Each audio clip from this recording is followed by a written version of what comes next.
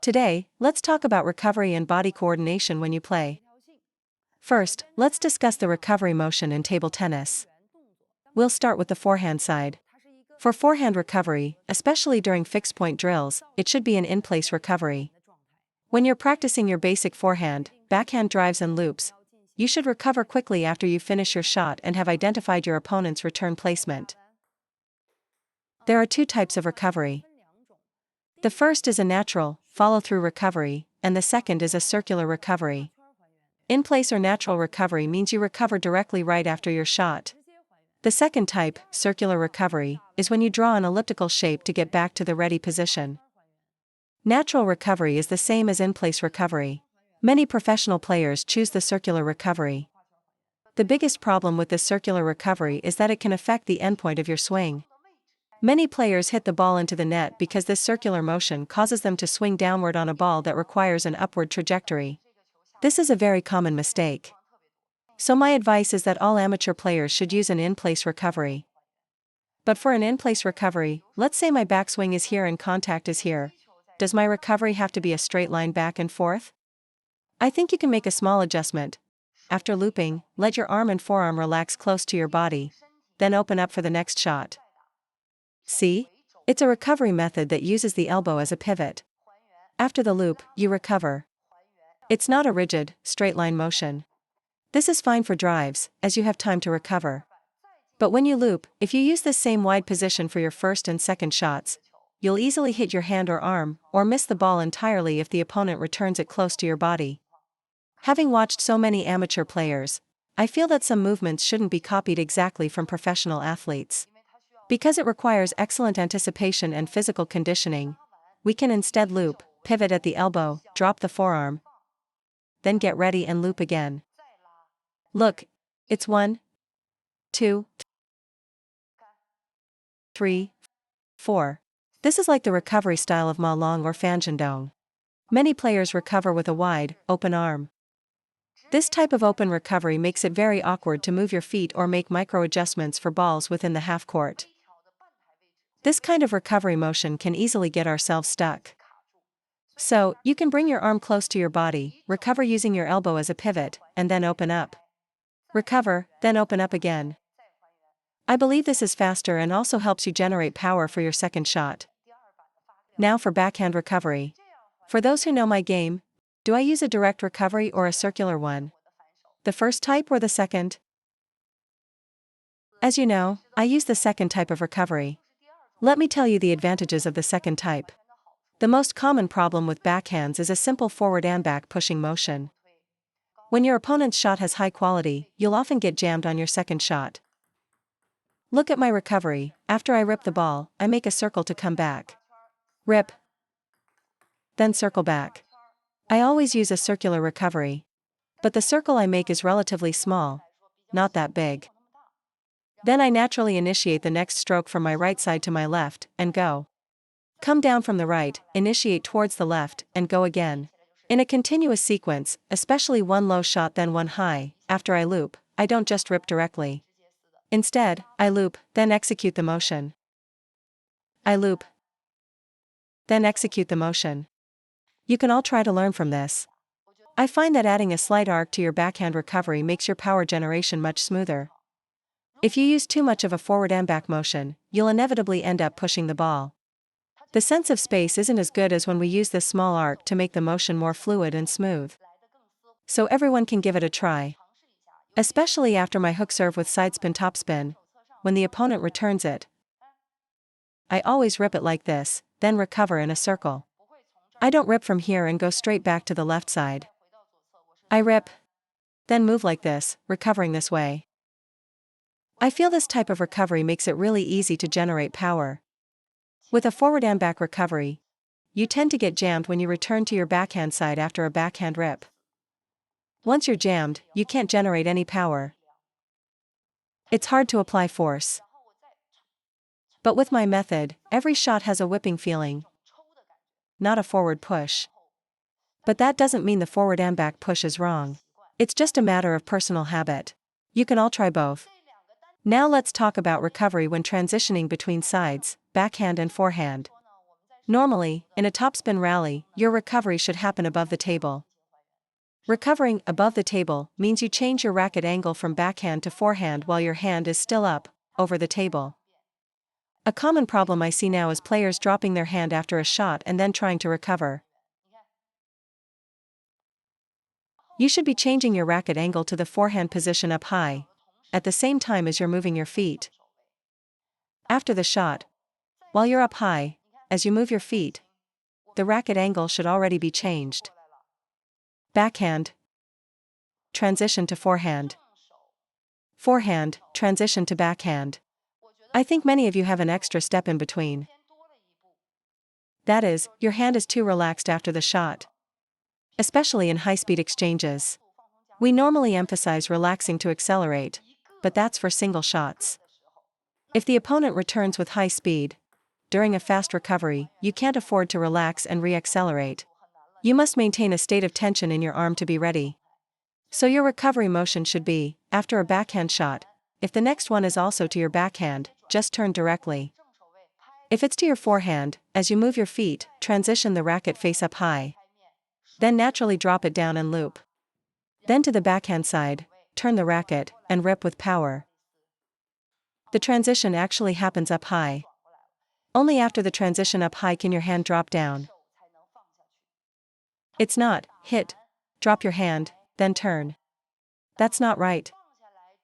Look at professional players, especially in the women's game. Their swing and recovery speed is incredibly fast because our transitions are extremely smooth. In this recovery motion for forehand-backhand transitions, there's no rule that says you must first recover to the middle. Many players ask, after a backhand, do I recover to the middle? After a forehand, back to the middle. The answer is no. After a backhand, if the next shot is to your backhand, recover right there. If it's to your forehand, change your racket angle up high, move your feet and drop your hand. To the backhand again, change the racket angle, drop your hand, and hit directly. There is no need to recover to your original position or to the middle after every single shot. After you hit a rally ball, don't drop your hand. Once you drop it here, if the opponent hits to your forehand, all your preparation time will be spent just lifting your arm, time that should have been used for moving your feet and getting ready. Unless you get lucky and they actually hit the next one to your backhand again. Also, recovering too early can cause you to rush the shot. You should keep your hand above the table after your shot. During a rally, pause for a moment, see clearly which spot your opponent is hitting to, and then decide on your next recovery motion and backswing position. You shouldn't be recovering proactively, not proactively to the middle, nor proactively to the forehand or backhand. That's all wrong. So, the reason you feel rushed and disorganized during rallies has a lot to do with your recovery motion and recovery awareness. After your shot, you should watch the ball, then recover, not recover in advance. Proactive recovery is only for when you are practicing basic drills. Let's first talk about recovery after the serve. Typically, after serving long, you should perform a natural, follow-through recovery. This means that at the moment I finish my serve, my feet have also recovered simultaneously. I'll demonstrate with another long serve. In slow motion, it's, after the serve, the feet follow through naturally. But why am I hesitant to teach it this way? Because many players start recovering before they've even finished the serve. When you're first learning, you should focus on making a good serve, then recover. Once you feel your serve is very fluid, when serving long, at the very moment the ball leaves your racket and you stomp your foot, your right foot can come over, swinging your body into position. For a short serve, after you serve, because the opponent has to step in, their return will be a bit slower. So after you serve short and press your weight forward, you can then recover back to your normal ready position. For beginners, I recommend you serve first, then recover. Later, once you're proficient, you can execute the serve and recovery simultaneously. This will make your transition to the next shot faster. Second point, your recovery is actually a swing-out motion with your right leg. Many players just walk into position. It's actually after the stomp. You use your right hip and right leg to turn your body over. Your left foot must make way by moving back. See, after the serve, the left foot has to move back. A lot of players get their backhand side completely jammed because after serving, their left foot doesn't move, they only move their right foot. As your right foot is turning, your left foot needs to step back. This is how you maintain a proper distance from the table. You can't just move your right foot while your left foot stays here. That leaves no space for you to attack on your backhand side. As you move your right foot, your left foot steps back. Look, after the serve, that space opens up. Otherwise, your body will be like this, you get jammed on a push, jammed on a loop, and your first attack will be problematic. If you're preparing for a forehand attack, after you recover, your shoulders and your body should be facing towards the umpire's position. This is essentially getting into a side-on stance after the serve. If you're preparing for an all-around attack, you should face squarely towards the front of the table. Point your navel directly at the front of the table. If you plan to attack with your forehand, point your navel diagonally, preparing to cover 2/3 of the table with your forehand. This depends on your attacking intention. So why is it so difficult to follow up after a serve? It's closely related to your recovery speed, recovery position, and whether you even have the intention to recover.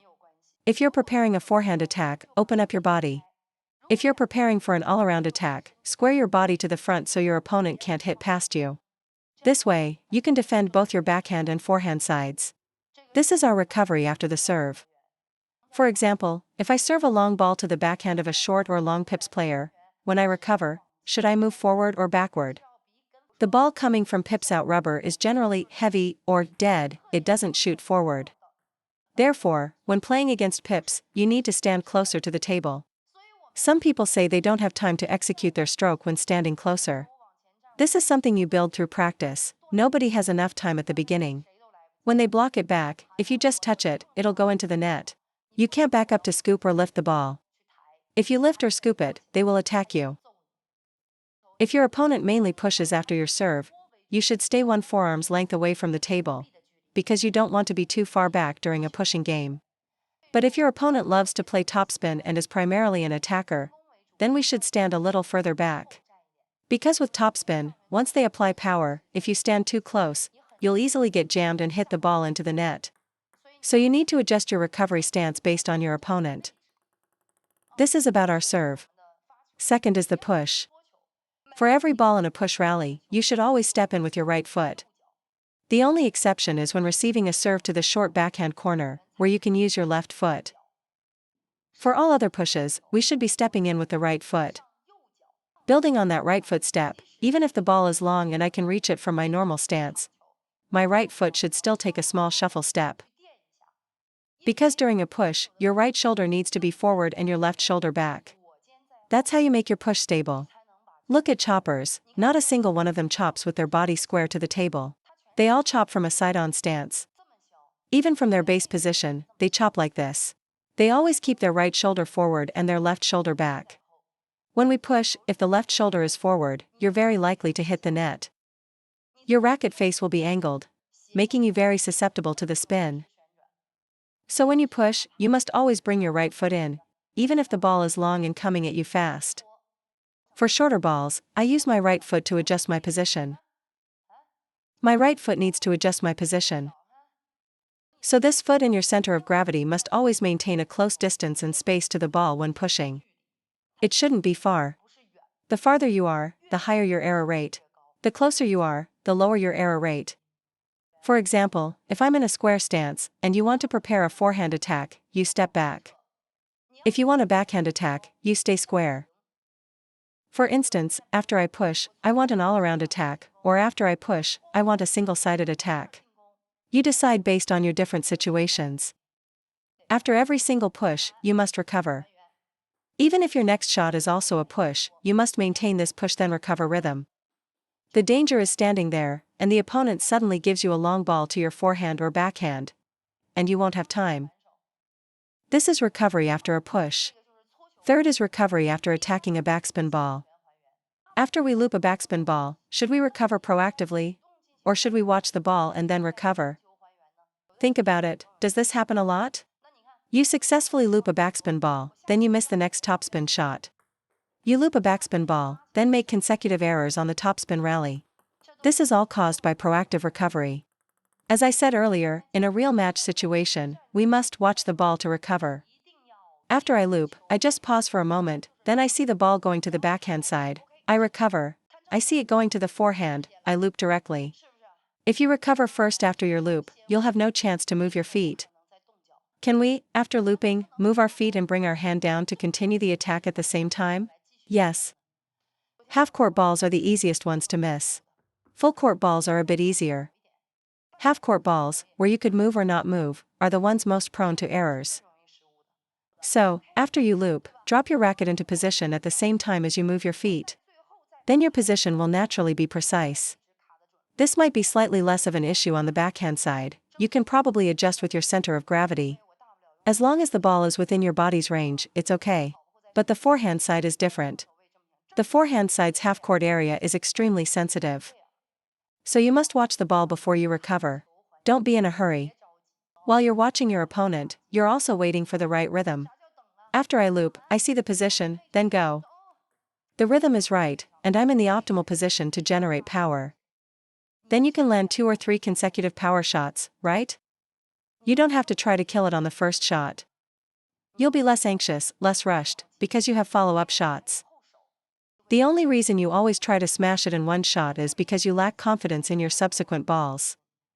So for every ball in a real match, we always watch the ball to recover. After I serve, I need to see clearly where he returns it.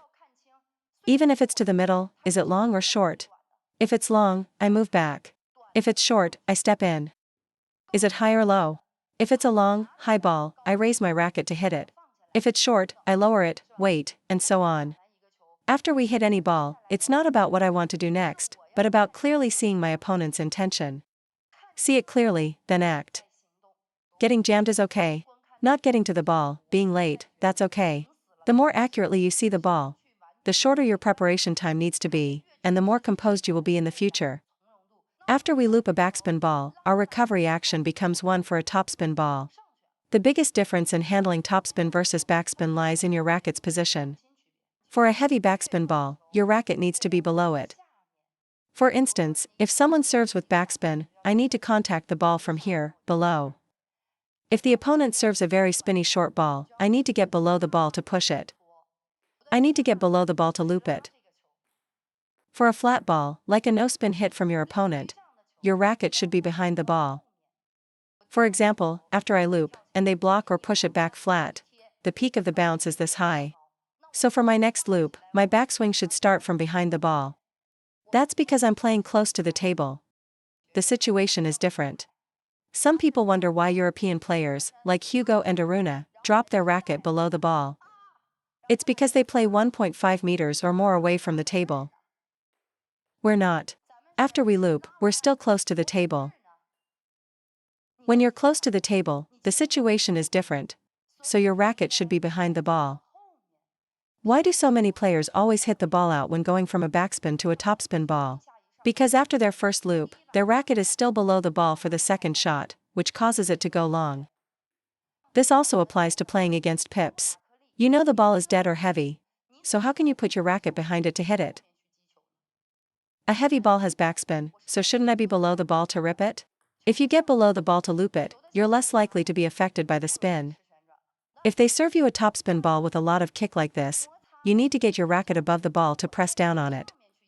Like when I receive a side topspin serve, I get above the ball to press it down. For backspin, your racket is lower than the ball. For a flat hit, it's behind the ball. For topspin balls, it's above the ball. When I say, above the ball, I don't mean you have to raise your hand way up high, that's not it. You just need to position your racket so the ball is below it. See, after your serve, if the ball is kicking this way, and you guide it like this, it will land on the table, right? If you press down like this, it will land. Everyone, if you can master this recovery, your recovery position, and the distance and space between you and the ball, you will definitely improve a lot. It's a relatively simple technique based on efficiency. When I improve my efficiency, my consistency will certainly improve as well.